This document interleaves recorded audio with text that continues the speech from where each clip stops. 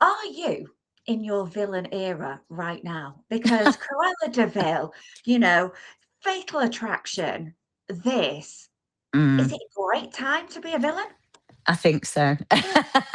We were laughing about this actually last night, and everyone was saying, "Oh, you do play a good baddie, though, Kim. I mean, you are good at being the villain." I was like, "Well, thank you. I think." I don't And know. this is an iconic one. I mean, Mm, we're talking, this 90s film, Hedy.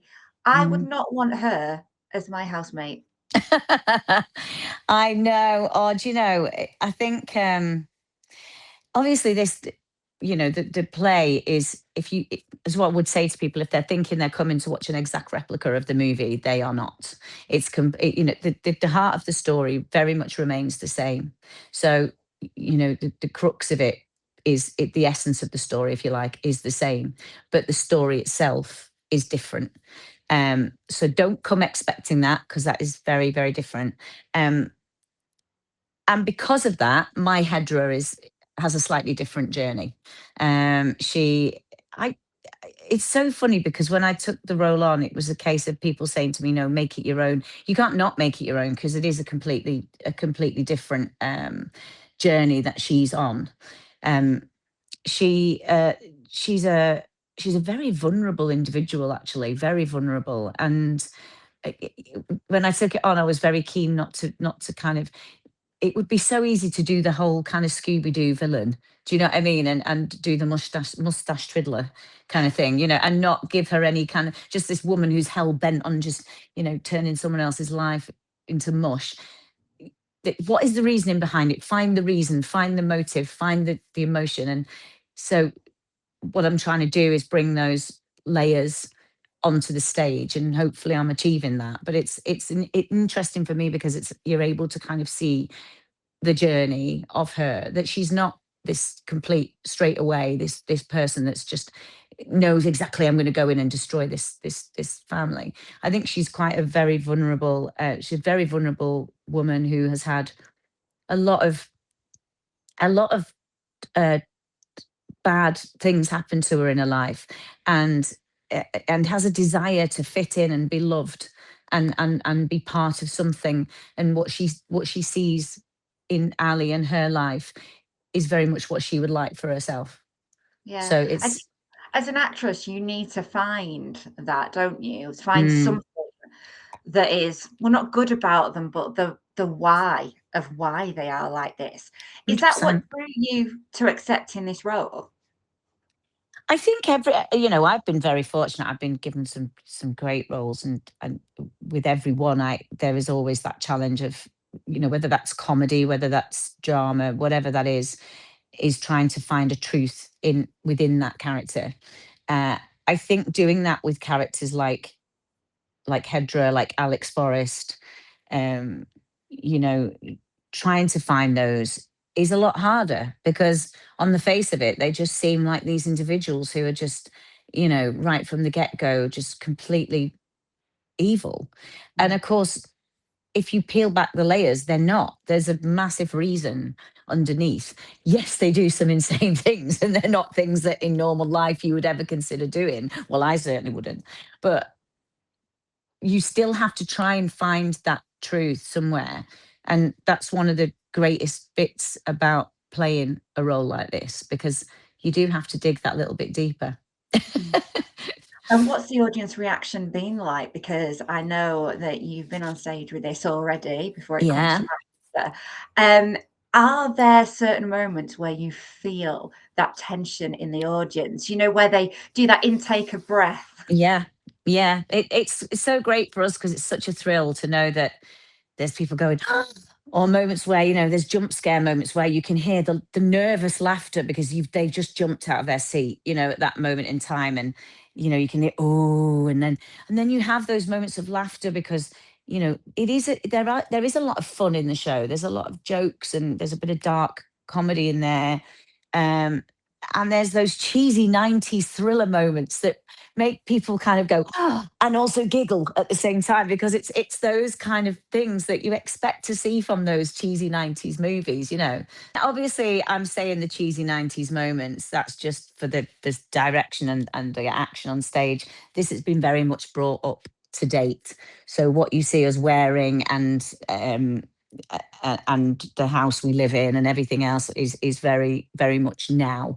We the reimagining of this that Rebecca has done beautifully, our writer, and she's brought it very much into the digital age. So we're talking social media.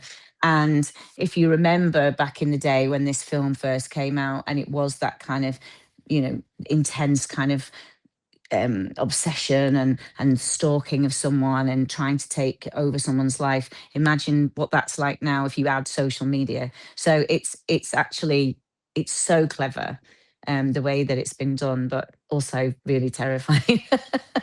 I love that switch up because it does add an extra layer with the whole Yeah. social media situation.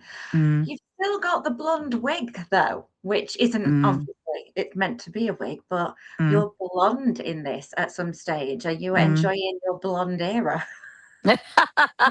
Everyone keeps telling me I really suit it. It's hilarious. It's so funny. And like, oh, you really suit, including like my family, my boyfriend. Everyone's like, oh, you really suit that blonde, you know? I was like, I could never get my hair that blonde without it all falling out. It's just no way.